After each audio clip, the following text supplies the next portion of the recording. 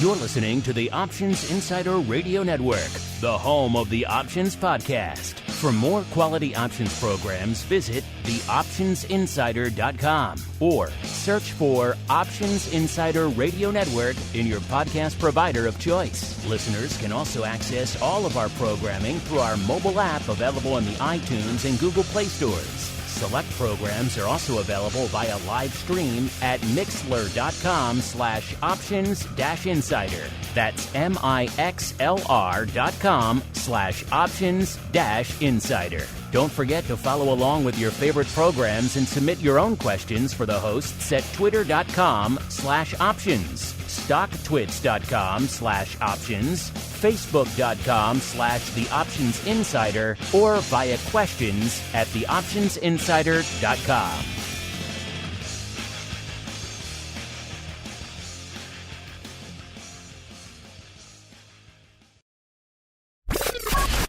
And now, it's time for the show that breaks down the options market from unusual activity alerts to market analysis, strategy overviews, listener questions, and much more. If it involves puts and calls, then our all-star panel will break it down. It's time to hit the Option Block with your host, Mark Longo from the Options Insider Media Group and co-hosts Uncle Mike TOSAW from St. Charles Wealth Management, Mark the Greasy Meatball Sebastian from OptionPit.com, Andrew the Rock Lobster GIOVINAZZI from OptionPit.com, and Henry the FLOWMASTER Schwartz from CBOE. The Option Block is brought to you by CBOE. When it comes to trading volatility, trust CBOE, the creator of the VIX Index, for in-depth and relevant information. CBOE's tools and services gives you up-to-date trade insights, analysis, and positions of VIX options and futures. No matter what kind of trader you are, there's plenty of useful information to take the guesswork out of creating your portfolio strategy and to help you make more educated moves in the market. Visit www.cboe.com/VIX today to learn more. The views expressed herein are those of the speakers and do not necessarily reflect the views of CBOE Global Markets Incorporated or any of its subsidiaries, collectively CBOE. The information provided is for general education and information purposes only. There are important risks associated with transacting in any of the CBOE products or any of the digital assets discussed here. Before engaging in any transactions in those products or digital assets, it is important for market participants to carefully review the disclosures and disclaimers contained at www.cboe.com/US_disclaimers. These products and digital assets are complex and are suitable only for sophisticated market participants. These products involve the risk of loss, which can be substantial and, depending on the type of product, can exceed the amount of money deposited in establishing the position. Market participants should put at risk only funds they can afford to lose without affecting their lifestyle. And now, get ready to hit the Option Block.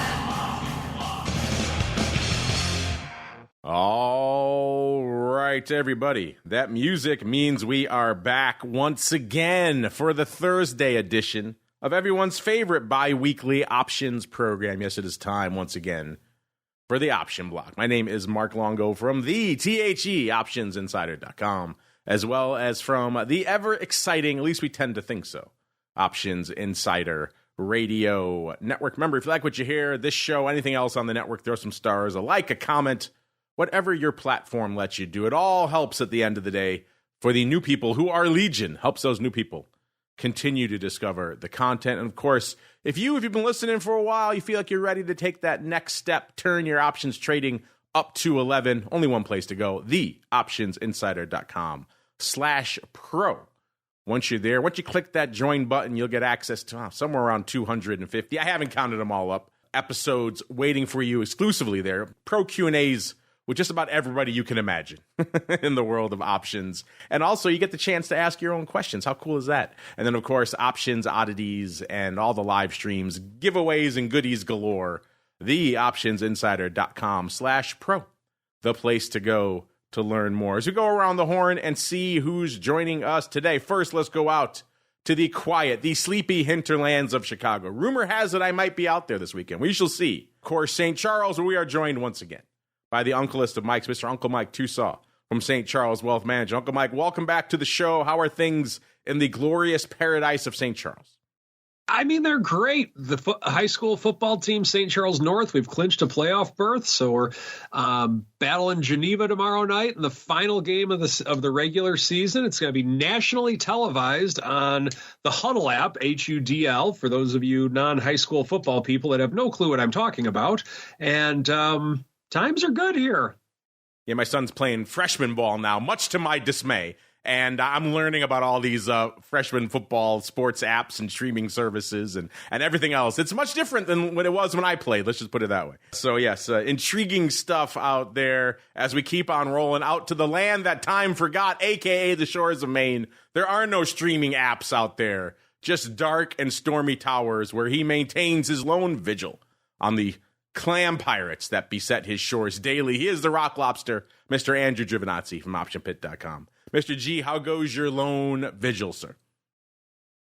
It goes well, but I just realized if the little Longos are freshmen in high school, time has flown. That is terrifying, isn't it? Yes, it is terrifying to say out loud. I just remember like the little He-Man dudes or something you used to play like for years ago, and now like freshmen in high school running people over. Who we kidding? I still play with He-Man dudes, but that's a conversation for another day. Never outgrow the old He-Man, but yes, good stuff. Look at my studio; it is festooned with the memories from his childhood. Good times. I'm sure it's more impressive since I saw it the last time, too. It is quite festooned. Let's just say I put the pandemic to good use, sir. I put that time to good use. All right, and also joining us last, but certainly not least, beaming in from the Southern Volatility Mecca. Why is it the Southern Volatility Mecca? I've been calling it that all year, not just because the meatball moved there, but because RMC, the Risk Management Conference, is down there right now, and beaming in from it, we have none other than the FLOWMASTER himself, Mr. Henry Schwartz, from Austin. Mr. FLOWMASTER, welcome back to the show. How are things in the hinterlands of Austin, sir? Things are great in Austin, Texas. This is the 38th risk management conference CBOE's put on, if you can believe that. And that's only in 50 years of existence. So this conference goes back a long ways, and it's just a great. I am lucky to go to a lot of conferences over my career, and RMC is kind of the one that I learn new things at. I remember Ed Thorpe talking to us about bet sizing using the Cali bet criteria, and that was a new one for me, and I had traded for a long time. So it's just a great forum for academics, researchers, asset allocators, trading firms. There's kind of all the big shops are here. Some great presentations. I just cut out early on one where they were talking about dispersion trading and why that's worked, and kind of how it fits into a new product that CBOE's launching, the DSPX index. So, and it's a lot of fun. Tonight there's going to be a rodeo, and I got to hang out with Mark Sebastian yesterday too. So, there's a downside. It doesn't really get any better. There's a downside to every event, and I guess seeing the meatball in person is certainly down. But there he is, the FLOWMASTER, leaving sessions early just to give us updates, listeners, as we commence a little bit of the old trading block. It's time to break down the latest topics, trades, and trends in the world of options. It's time for the Trading Block. All right, listeners, let's dive into a little bit of what's trading. And man, it's another one of those days, listeners. We're up, we're down, we're left, we're right. We're all over the freaking place today. If you don't like where the market is, just wait 5 minutes because we'll be somewhere else.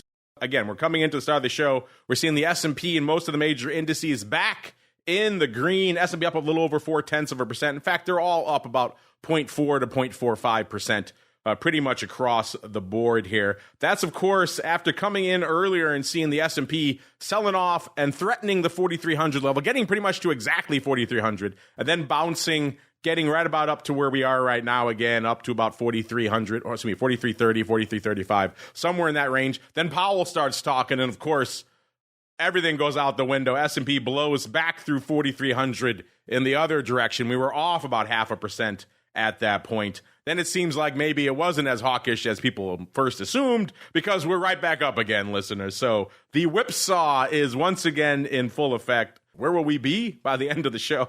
Who knows?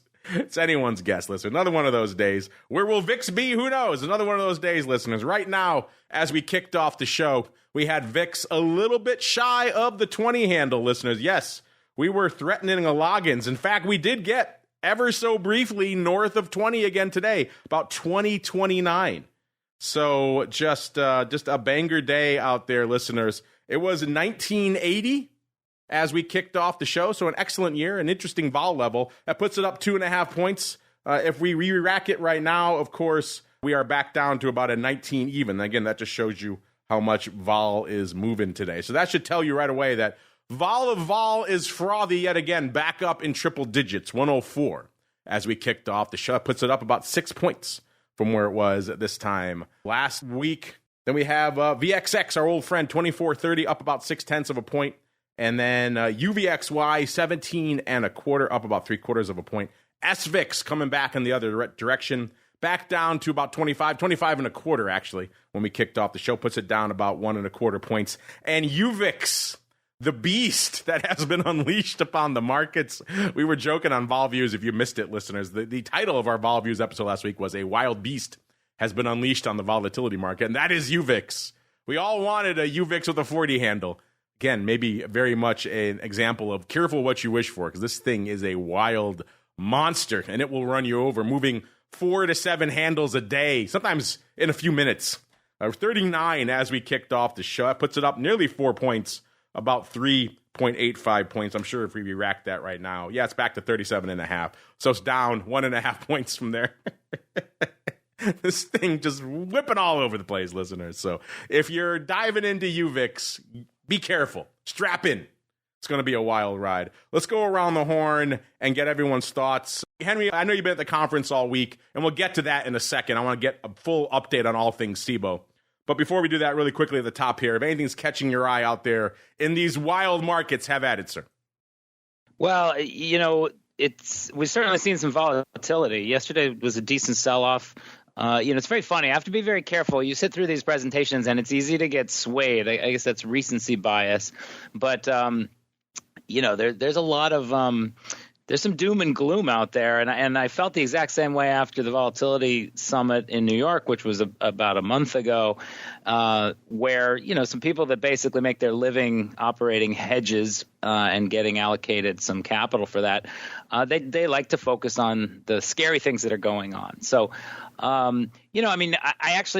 was wondering if we were going to get over VIX, a close over 20 in VIX yesterday. We did get close. That would have been the highest close since like May. So, this has been a little bit of it's been a stressful period. The macroeconomic and the crisis in the Middle East has people scared. And then at the same time, you look at, volatility is not really that high. There's a lot of people putting work into, 20 is elevated considering, where we've been, but it's nothing like what we saw, last year we were on 26 for most of the year. So, just a lot of activity. SPX was, saw about 3.5 million contracts yesterday. That's up there. I think that's in the top 10 for total daily volume record days, and just a lot of activity. That's what I would say. Yeah, definitely a hot one. I'm looking forward to all your updates. We're going to get them all in a second from the FLOWMASTER on all things RMC. But first, let's continue around the horn. Let's keep going the opposite of the way we started. Let's go out to the dark and stormy shores of Maine. Mr. Rock Lobster, sir, it's another one of those days where if you don't like what the hell the market's giving you, just wait 5 minutes and you'll get something completely different. Oh, what is catching your eye out there, sir? Because Powell spoke and I saw the market whipping around. So apparently he didn't make anybody happy, which I think is good. Well, we all know my soapbox. So I'm just waiting for him to do one of these speeches and just finally say, well, you idiots in Congress, get a speaker and stop spending so much money. And then we wouldn't have all these uncertainty problems. But apparently I don't know what those 400 people do over there all day long. I'm a little confused because they can't elect the speaker. You can't do any bills. They shut down the government because they can never decide on anything. I guess in the old days, like during the Civil War, they used to cane each other on the head. But I figure like that was definitely a different subject, right? Worthy of somebody getting Should a rap we on the head return to from. the days of caning? That's what you're saying, and out there in the halls of Congress? You know, where like in Congress, it was a little bit woolier back then. You know, or maybe you don't like what someone says. Yeah, you challenge them to a duel on the front yard there. You know, stand behind your principles. And now they can't even do anything. Like back then, they fought it out. Now they're just, you know, I don't know. I guess they have really nice lunches right now. That's all I can guess. So you have in that. That dynamic is not going away. It's still there. It's there every day.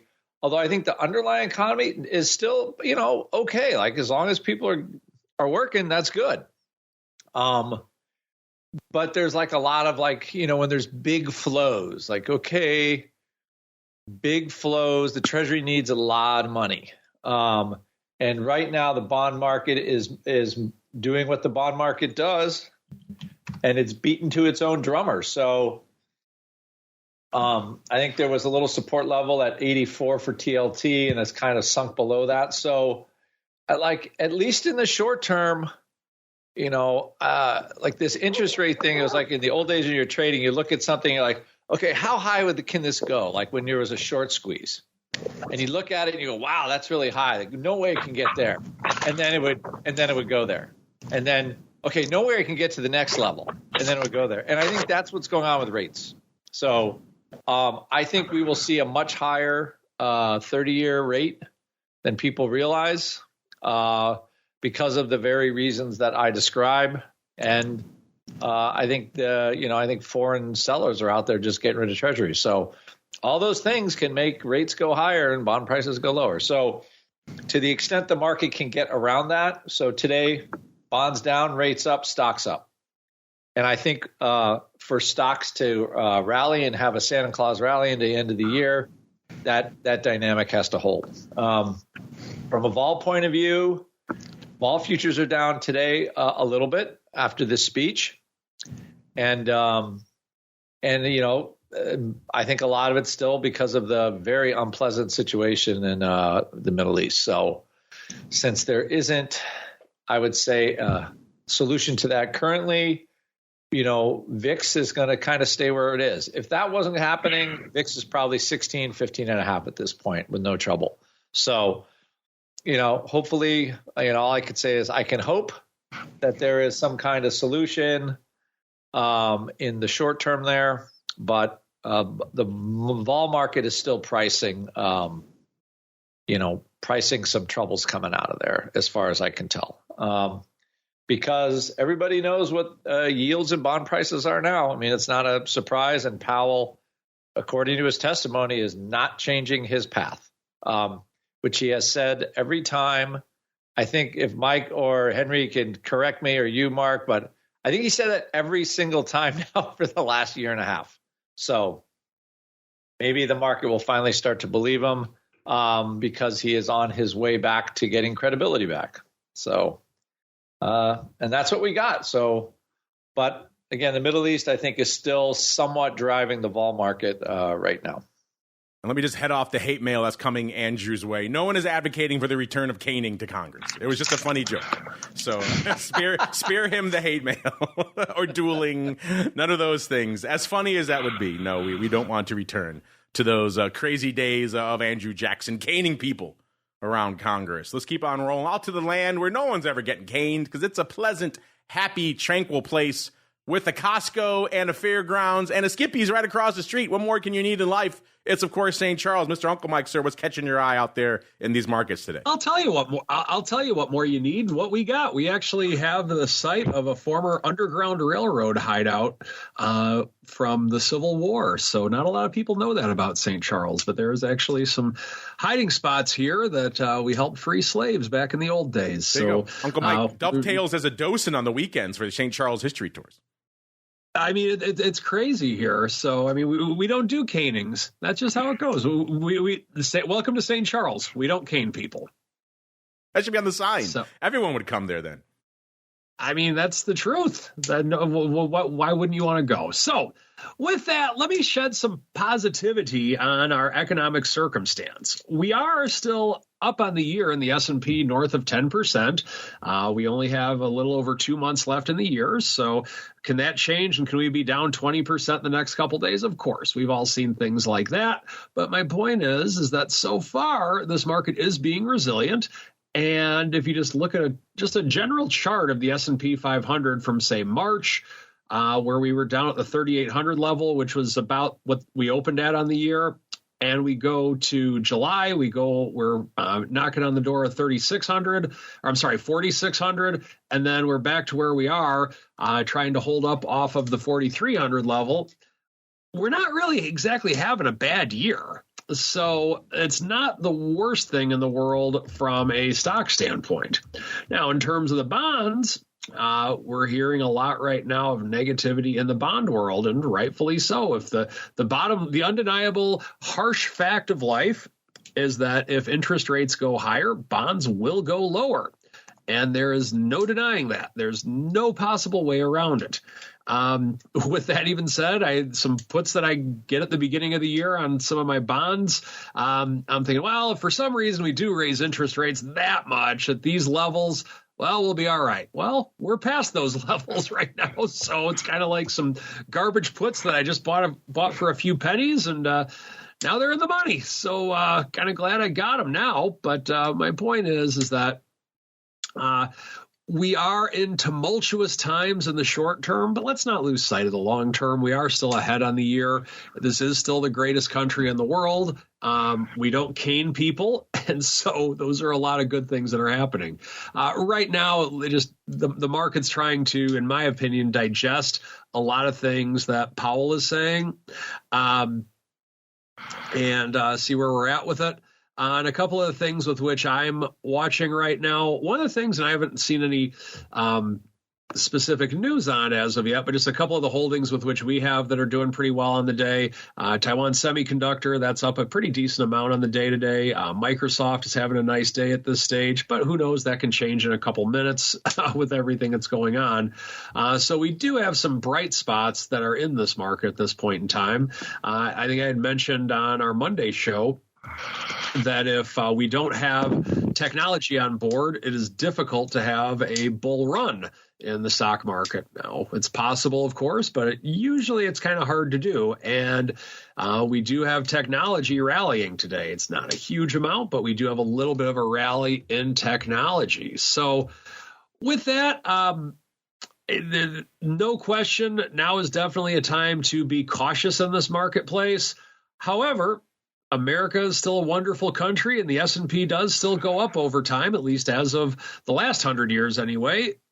So I think that those are the bright spots that I'm seeing today, and I haven't run into any duels or canings.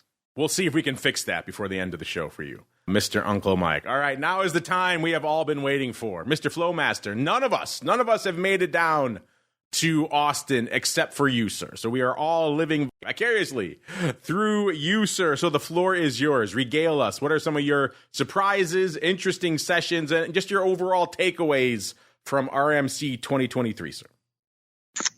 Sure. So, I mean, we're only halfway through the conference, and there's already been a lot of really interesting things that I've learned. One of the, I guess, most basic is that there was a roundtable on ETFs. And there's basically a shift going on where mutual funds are kind of going to disappear. It may take a while, but all of the innovation and the new activity is taking place in ETFs. Many of them, including optionality, right? We know about the buffer protect type of ETF, which is similar to owning SPY or kind of any ETF you want, but it includes a collar. And so we've seen those, we've seen a huge acceleration of those in the last year or two, but that's really kind of the ETFs are just eating the lunch of the mutual fund industry. There's some tax advantages to ETFs. So that was really kind of dramatic to me to kind of think about how that, mutual funds were kind of, our parents' investment, and now it's ETFs, and there will be thousands of them. Possibly tens of thousands of them, every different kind of style, and then it's a question of how do clients and customers and asset managers kind of figure out what's what. So I thought that was really interesting. Mandy Zhu, who is our strategist, kicked things off actually and pointed out a couple things that I thought were very interesting.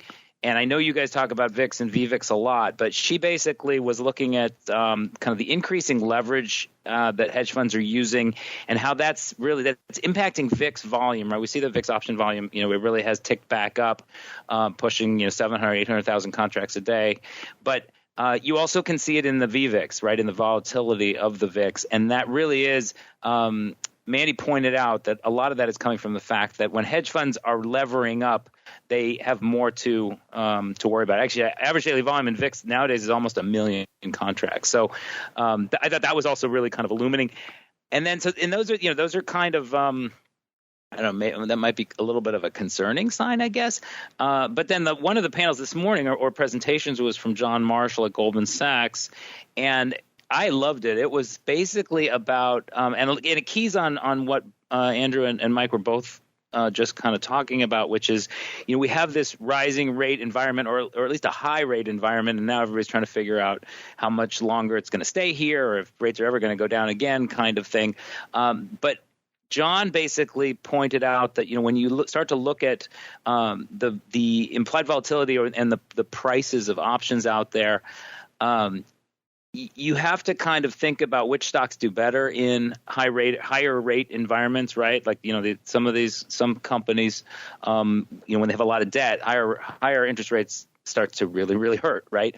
And basically you can model that into, they have a factor model that basically outputs an expected distribution and then compares that to really what option prices are pricing, whether it's single stocks or the index. And he was actually very it was a little bit bullish. He basically said their model right now is showing that upside calls are a bargain compared to what they believe the distribution actually looks like. So they actually I think most of what I've heard here is concern, as Mike was just saying. It is probably time to be cautious because there's a lot going on, but and the kind of the Magnificent Seven being 33% of the S&P. There's a lot of kind of chatter about how that seems to be a little bit unsustainable. Whether they go down or the rest of the stocks come up, it's kind of weird to have that dominance. And then one last thing that I want to mention is I saw the first piece of research using the VIX 1D as a predictor of one-day actual realized volatility. And so it was pretty exciting. It's a young researcher out of Germany, and he basically took all the VIX 1D history and regressed it against the next day moves. And he was basically able to come up with a kind of a modified VIX 1D approach that involves using the last few days of the market performance and the VIX 1D plus the current VIX 1D index and getting an accurate or a very accurate predictor of realized volatility for the next day. So and that's still kind of early. I gave him some ideas. Some other people I was talking to said, well, maybe you want to look at this. Maybe you want to think about treating the big Fed days and CPI days separately. And so it's just a lot. It's a lot of really interesting discussions, and then also some things that are slightly outside of our comfort zone. I had a nice long talk with somebody about municipal bond trading and how there's some real challenges there, and maybe there's an opportunity for a tradable product that would actually make that asset class easier to access for both institutional and retail traders. So these conferences are always really interesting, and they're a lot of fun. And then there's the SCHWAG, which I think I might be long an extra large golf shirt I can send you, Mark.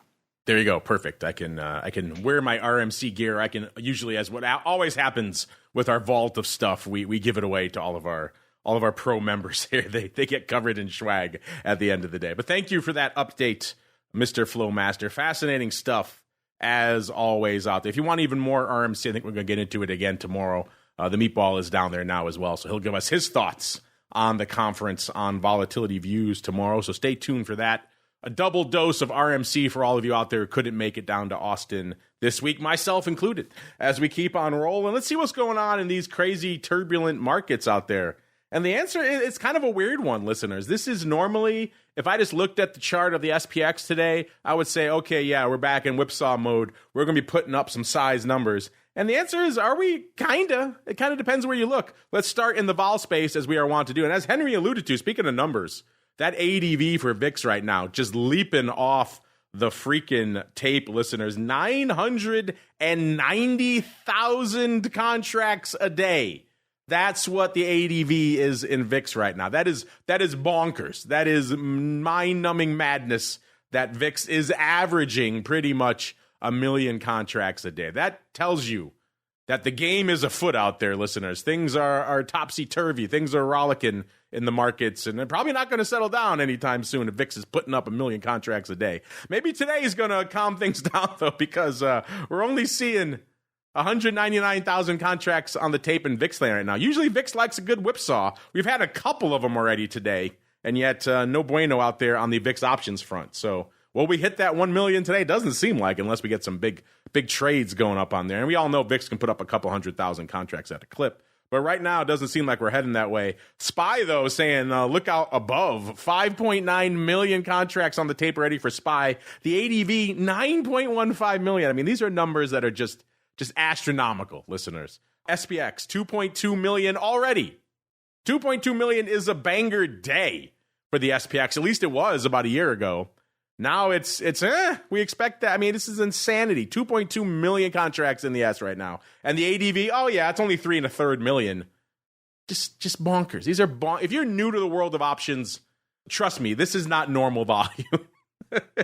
Maybe these days it's normal, but this is not what we have come to expect over the long history of options trading. Just look back a couple of years if you don't believe me, listeners. Go up to charts and places like the OCC website. They have all the historical volume there, going back years, and see what the entire industry was putting up just a few years ago, just pre-pandemic, and let me know what you think after you see that. Small caps hanging out at the number of the beast right now. 666,000 contracts on the tape for IWM. The ADV, 1.43 million, so they're not playing in small caps either. Usually 1 million ADV is a lot and pretty much unsustainable for small caps. We're closing in on 1.5 million. Man, they don't call it Rocktober for nothing, listeners. And the Qs, not to be forgotten, 2.92 million. The ADV over 4 now, 4.14 million. So at least on the broad macro index front, the answer is yes to more volume pretty much across the board. VIX looking kind of sluggish today, but the ADV still looking very impressive. Is the same thing true for single names? I guess the answer is kind of. Let's cost you 196,000 contracts to break into the top 10. That gets you to our friends, Bank of America. You know it's earnings season when financials start slipping in there, listeners. And number 10, Bank of America, $27.50, up about 17 cents today. Kind of been whipping around like the rest of the market today, but good for number 10. Number 9, we're heading out to the land of EVs. It's Rivian, 199,000 contracts. Rivian off about 75 cents, trading right around 17.37 right now. Of course, the big dog in that space, Tesla, coming out with some dire news out there, so taking all the EV names down with it. Number 8, the land of social media and or VR headsets. Yes, it is the artist formerly known as Facebook. Meta, number 8, 199,000 contracts. 314.93, off about exactly $2 right now. This one's been whipping all over the place today as well. So just a rock'em sock'em day out there for Meta. If you liked M-named tech giants, how about number 7, Microsoft, 249,000 contracts. 334.48, up about $4.40 today. So as Uncle Mike alluded to, Microsoft kind of bucking the trend and looking pretty decent today. Can that sustain? I guess wait 5 minutes. We'll find out. Number 6, AMD, 309,000 contracts. 103.16, up $1 today. So a nice little pop for AMD and the number 6 spot. Number 5, keeping it in the A tech names. It's the Amazonians, 484,000 contracts. 129.07, up about 95 cents there as well. So nice, pretty much $1 pop across the board for all of the A tech names we talked about so far. Can we keep it going? Let's go to number 4. Yes, I said number 4. It's Apple. So Apple continuing to get kicked down the list. Only 483,000 contracts on the tape. Apple 177.12, up $1.28, so outpacing the other two, at least from its dollar gains out there today. And again, good for the number 4 spot. Number 3, they used to call him the Widowmaker. Looks like they're popping hard today. Maybe they're the fortune maker today. 401.81. This is Netflix, up $55.62, or a little over 16%. Netflix seems like the only one that has any real pricing power in the online streaming space, and they are taking advantage of it. We're going to have to pay people more, so we're just going to jack up rates yet again after we just did it a few months ago. And apparently the market's like, woohoo, we love it. So off to the races for Netflix.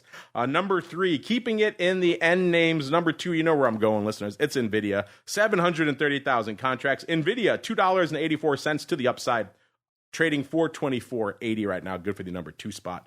730,000 contracts. That means you know what number 1 is. And it's a banger today, listeners. Tesla, 2.6 million contracts on the tape for Tesla right now. So if you're keeping track, that's more than the SPX. You can take SPX and VIX right now and add them together, and you still wouldn't have Tesla today. And you can't quite throw in IWM, but it's not that far away from it. You could almost do all 3 of them, and that's how much paper you have going on up there in Tesla right now. Tesla, 219.90, off about 22 3/4 or nearly 10%, about 9.4%. Of course, they're coming on the heels of saying they have some cost pressures. They need to slash prices still across the board out there to make their products competitive. Also, talking down the much ballyhooed Cybertruck out there. So folks not liking to hear that as well. Everyone who has their $1,000 down on the Cybertruck and apparently has had so for many years now. That demo was years ago. It seemed like we've been talking about Cybertruck forever. You know what we haven't been talking about forever, though, listeners? It's a little bit of the old unusual activities. Let's get to it now. A little bit of the odd block. It's time to break down the most interesting, unusual, and downright questionable options activity that's been identified by theoptionsinsider.com. It's time for the Odd Block.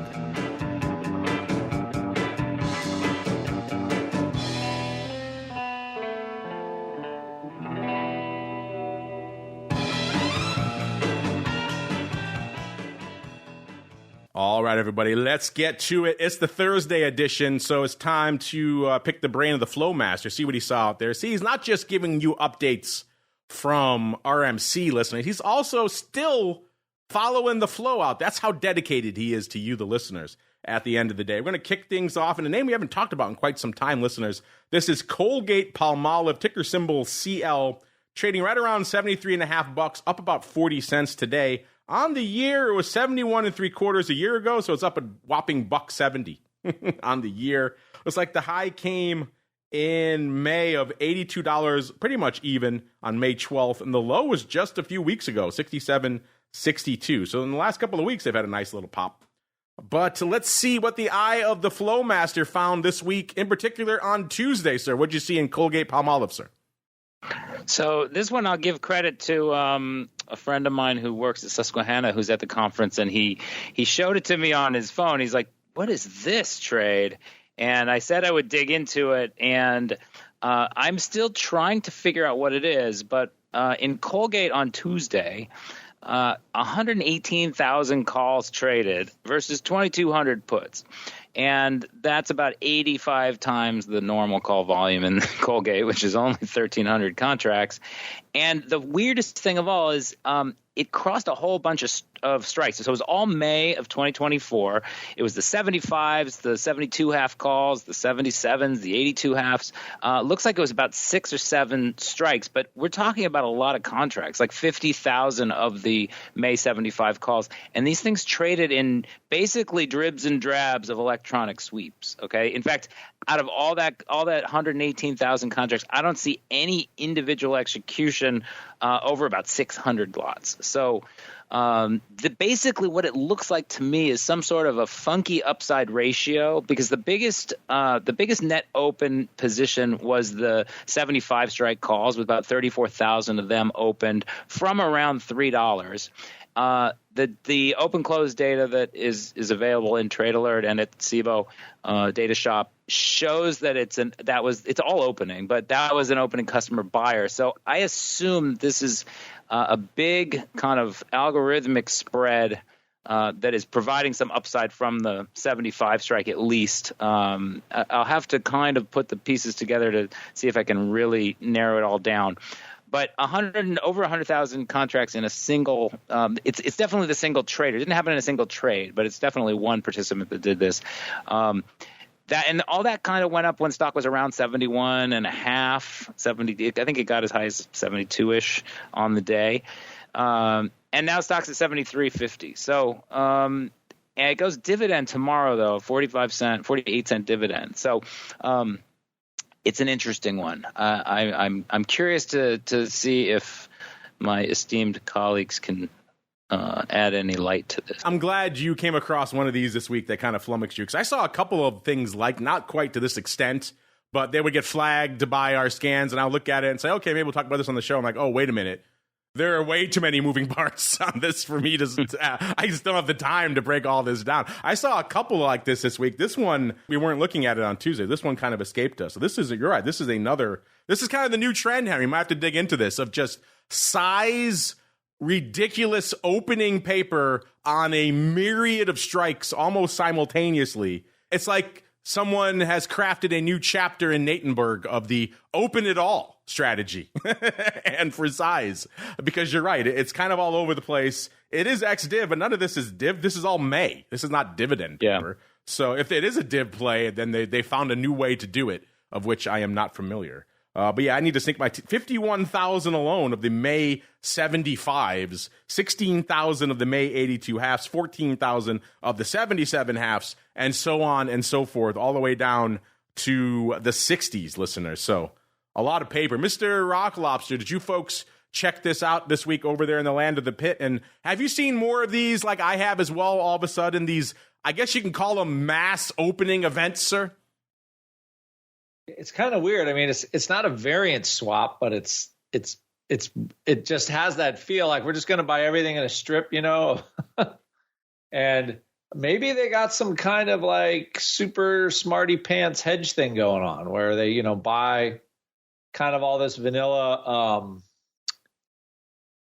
again, just speculating, buying all this sort of vanilla stock juice, and then they maybe short something against it.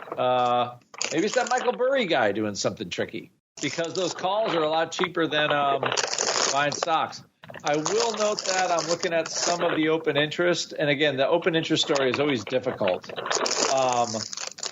But the 51,000 opening on the May 75s are now 29,000 with the open interest. So I guess maybe some other things closing, something like that. But yeah, I haven't seen this yet, but I'm surprised, because I do look at a lot of this, a lot of the paper like this. So I have not personally seen just buying everything all at once.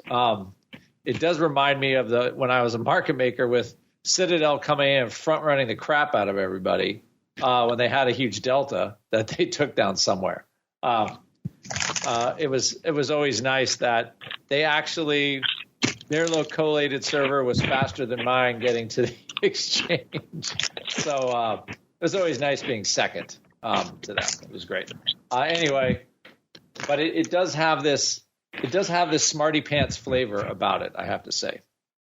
Yeah, I'm trying to find the other one I just saw that this kind of reminded me of, and for some reason I'm not able to pull it up right now. But I have noticed a few of these, maybe not to this extent, maybe not this much volume. This is a lot of volume, but there have been a few of these now that have come across my radar where I'm just like, wow, I need a half a day to sit down and figure out what the hell all these moving parts are up to. And the fact that they're all opening and all for decent size is equally flummoxing, listeners. So intriguing stuff. Sink your teeth into if you haven't, listeners, because there's a lot of flow here to parse. We can spend the rest of the show on this, but I want to get a few more in with the FLOWMASTER. So let's keep on rolling. Let's keep it in the C names, listeners. Let's go out to Carlyle Group, ticker symbol CG, trading $27.68 right now, off about $1.25 or 4.3% today. On the year, a year ago, it was trading $25.68, it's up about $1.84 or so out there today, or on the year, I should say. So a decent year for them, up 7%. The high came in February 2nd, of course, like the rest of the market. Looks like it was about $38.32. Then they crushed it down to about 25.20, looks like, back in May of this year. Then rallied it again up to about 35, almost $36 in July, before hitting it back down to where it is right now, 27.74. So a lot of upside and downside, kind of hanging out in the lower middle of that range right now. Mr. Flowmaster, what did you notice out there in everyone's new favorite Carlyle group? So this is kind of an interesting one. It's the first trade actually I saw was a December 30 call buyer, about 1,100 times. They paid, or 1,300 times. They paid 81 cents for 1,300 of the D30 calls opening. It printed on CBOE, so I'm able to see that was a customer buyer based on the data. And but actually then going back a little bit in time, the bigger volume is in the November quarter puts, so the Nov 25 puts with almost 15,000 of those contracts trading. And that's a seller. That's like a 30-cent seller. And a lot of that hit actually this morning around 10, like just after 10 a.m. Stock was around 28.5. Now this was before I missed some of the moves, right? But I believe we were higher and then lower, and then Powell spoke, and then we dumped, and then we shot up. So just a normal day. But this stock is actually sold off in the afternoon. But this one looks a little bit to me like one of these line in the sand type of trades. You know, as you mentioned, the stock's kind of towards the low end of its range. It does have earnings in November 7th. So, and like the calls, fine. It's a call buyer. It's not humongous, but it's decent sized. But to see somebody open up a block of puts that's way above average size, I think it'll be the largest block of open in there. Looks to me like a little bit like a put bomber trade, right? Where they used to say it was Buffett or Soros basically saying, I'm going to sell enough puts that, you know what, if stock goes down, I'll just take the whole company. So it's an interesting one. The fact that the stock sold off a little bit after means if anybody wants to jump into this trade, you can actually probably sell these puts for about 35 cents, and then you'll be in the same expressing the same view as today's initiator. There you go. All you want, listeners, for 35 cents. Mr. Rock Lobster, you like these? Maybe it's not so much the calls, but the puts. Are you down with this line in the sand? You want to get on this potentially Buffett put bomb here in CG, sir? I don't know. It just sounds like somebody's eating some Fritos. Yeah, Henry's got some delicious chips, so I think that's part of the swag he got from RMC. And it's making me hungry. You know what? It's just making me want to go into my carbo drawer and just grab a bag of Fritos. Even our producer's like, who's eating all those chips? I know. It was making me hungry. I thought I was muted. Sorry. They sound delicious, sir. Interesting. The Carlyle Group, put seller and a call seller. What's interesting is that they're selling both. No, they're call buyer. Oh, call buyer. Okay, yeah, it's a call buyer. Put seller, call. Okay. Sorry, because I thought if they're selling, that means we're not going anywhere for a while. Let's see. Oh wow, that's a pretty huge. Wow, that you're right. It does look like a really big line in the sand. Line in the sand trade.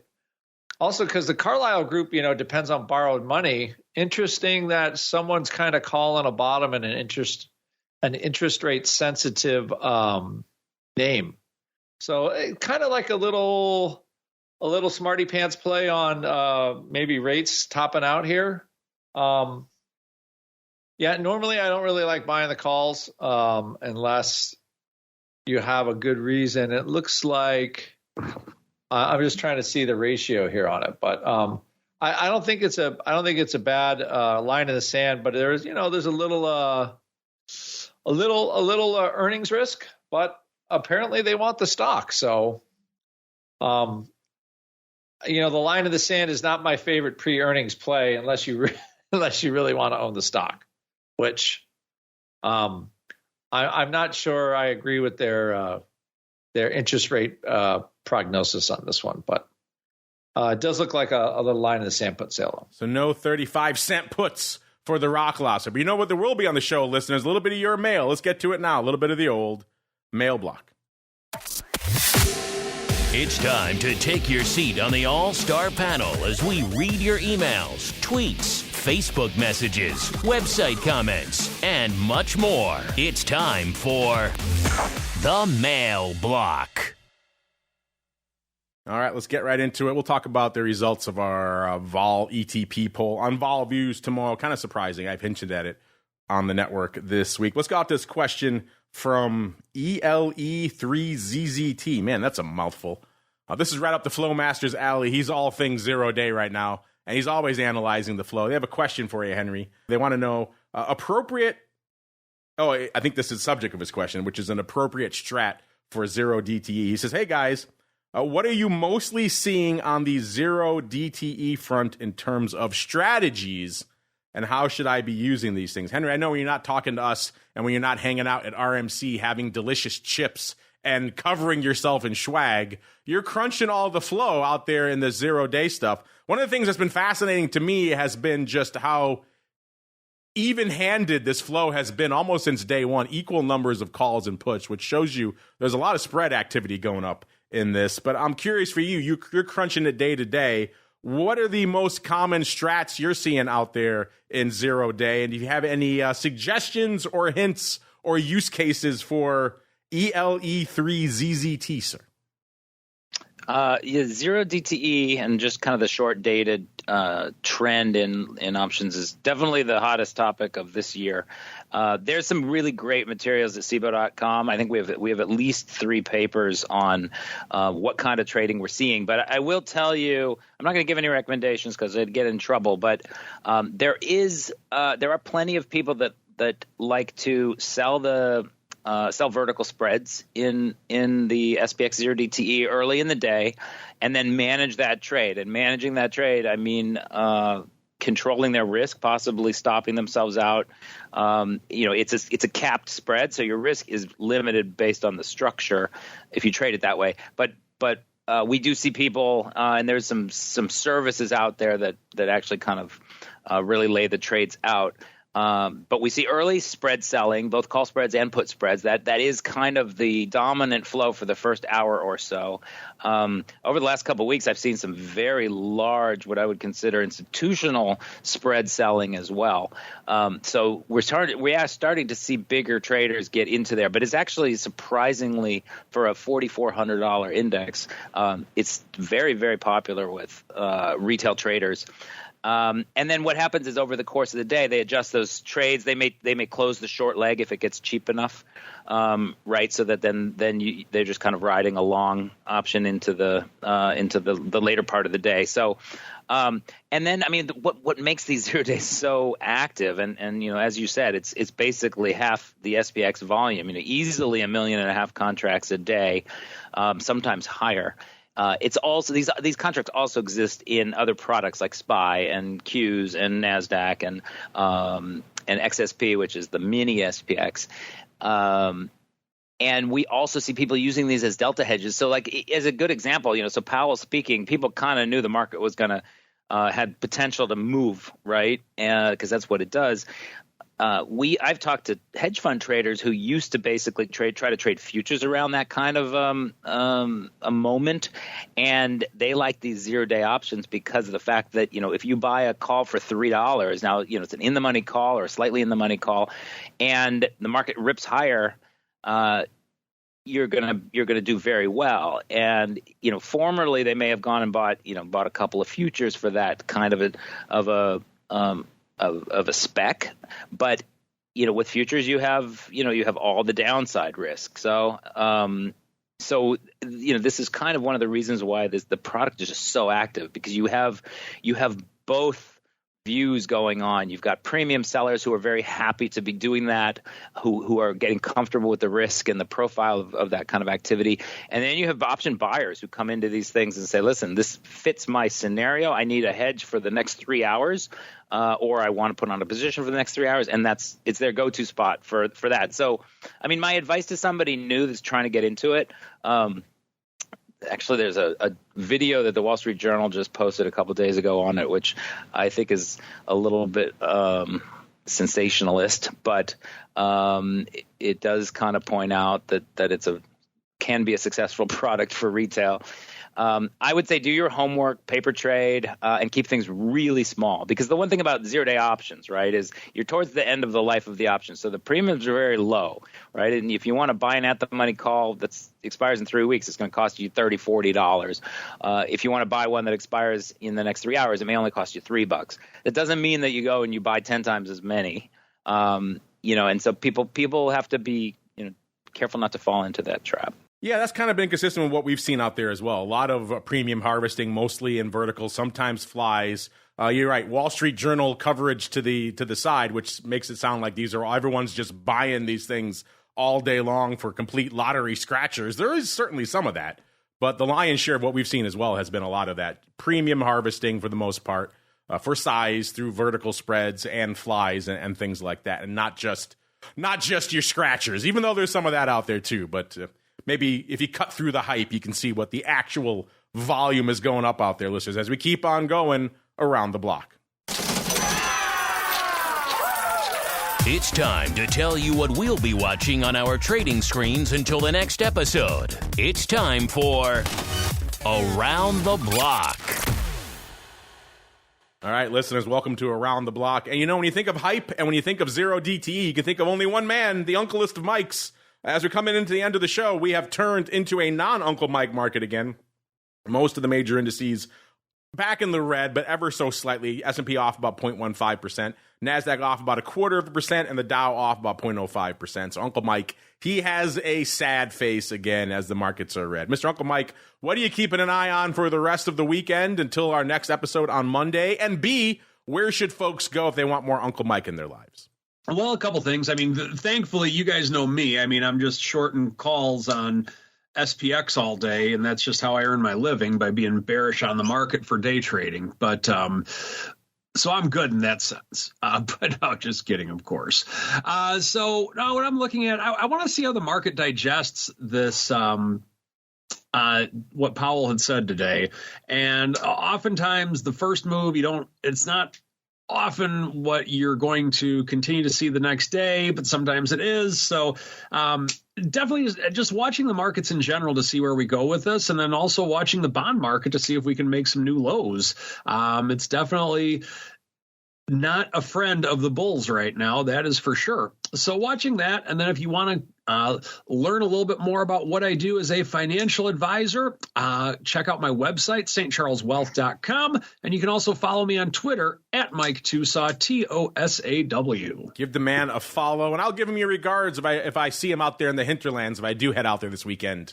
Maybe we'll meet up for a delicious Skippy Zero and perhaps a lemonade. stcharleswealth.com, the place to go to learn more. I'm Mr. Rock Lobster, sir. What are you keeping an eye on this week, and where should folks go if they want more Rock Lobster goodness in their lives?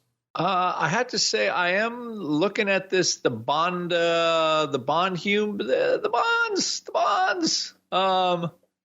Clearly erasing a decade of ridiculous QE, but of course, all the listeners know about my stance on that.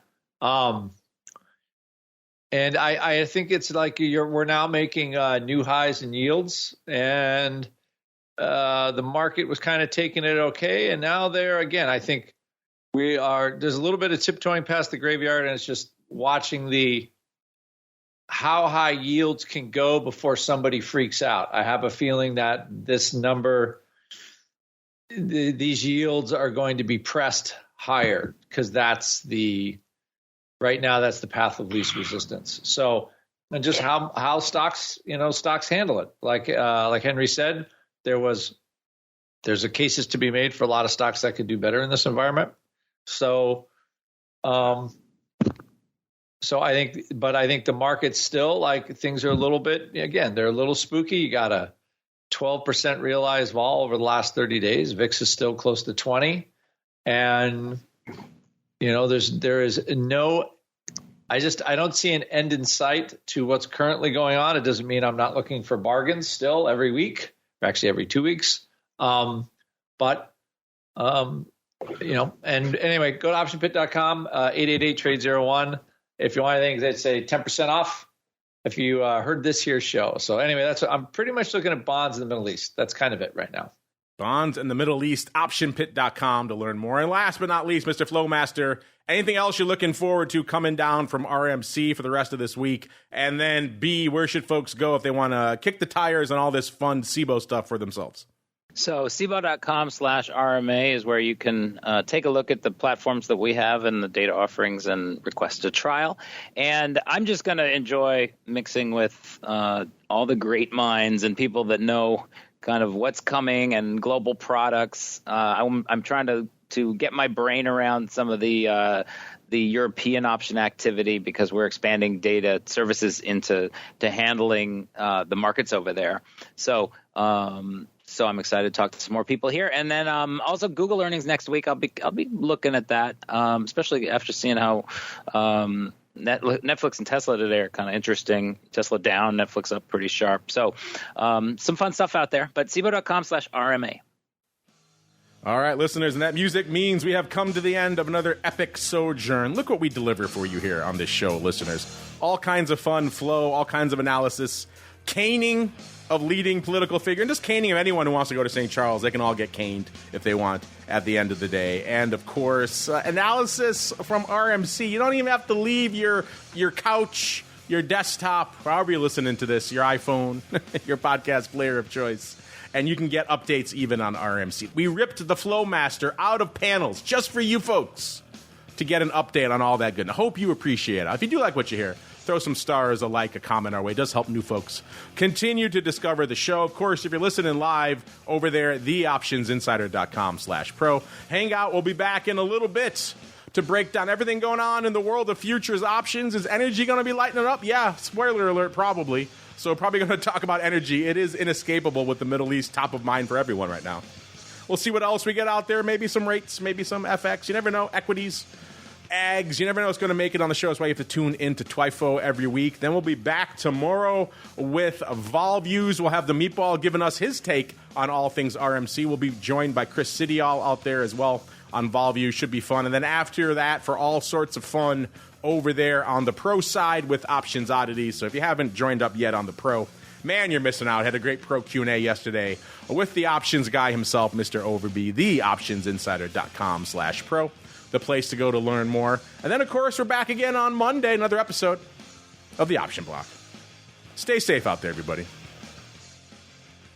The Option Block is brought to you by CBOE. When it comes to trading volatility, trust CBOE, the creator of the VIX Index, for in-depth and relevant information. CBOE's tools and services gives you up-to-date trade insights, analysis, and positions of VIX options and futures. No matter what kind of trader you are, there's plenty of useful information to take the guesswork out of creating your portfolio strategy and to help you make more educated moves in the market. Visit www.cboe.com/VIX today to learn more.